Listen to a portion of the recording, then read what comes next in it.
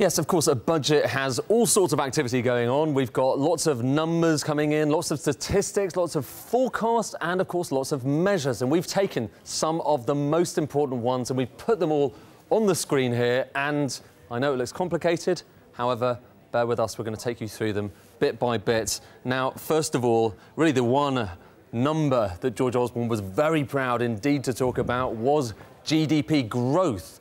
The UK economy growing at a very strong rate in comparison to other countries around the world. And you can see just how much he's upgraded, I should say the Office of Budget Responsibility has upgraded those numbers over the course of the next few years. This year, 2014, growth there was, the last time the OBR looked at it, was 2.4%, now 2.7%, upgraded as well in 2015. But after the election, actually, the growth numbers in 2016 are the same, and then they come down a bit, so a bit of a weaker recovery after the election than had been expected. However, the good news is that growth means a little bit more in the way of tax revenue, and there is going to be a little less borrowing over the course of this time as well, leading all the way to this 2018-19, a bigger surplus on the deficit than there was before, which means that more money is coming in than is going out. Now, what does that mean for measures?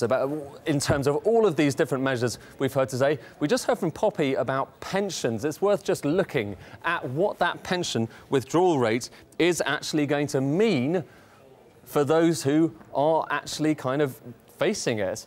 Does it mean that the Chancellor is going to actually be pumping out money into the economy, or does it mean he's going to be taking it back in? And as it turns out, this is actually going to make the Chancellor a bit of money. He makes 320 million. He makes a considerable amount. By the end, by 2018-19, he's making £1.22 billion a year directly as a result of that. And partly, that's a consequence of the fact that for those who sell annuities that people were forced to get in the past, they don't necessarily do that in the future. And as a result, lots of insurers, those in the markets, have seen a big fall in their value today. We've seen actually about £3.1 billion being knocked off the value of insurers in the market. And this is the FTSE 100 graph. And you can see just after the budget in the middle of the day how much that came down, because people are quite worried about the value of insurers and about the fact that although this is positive for the Chancellor, it may not be quite so positive for the investment industry.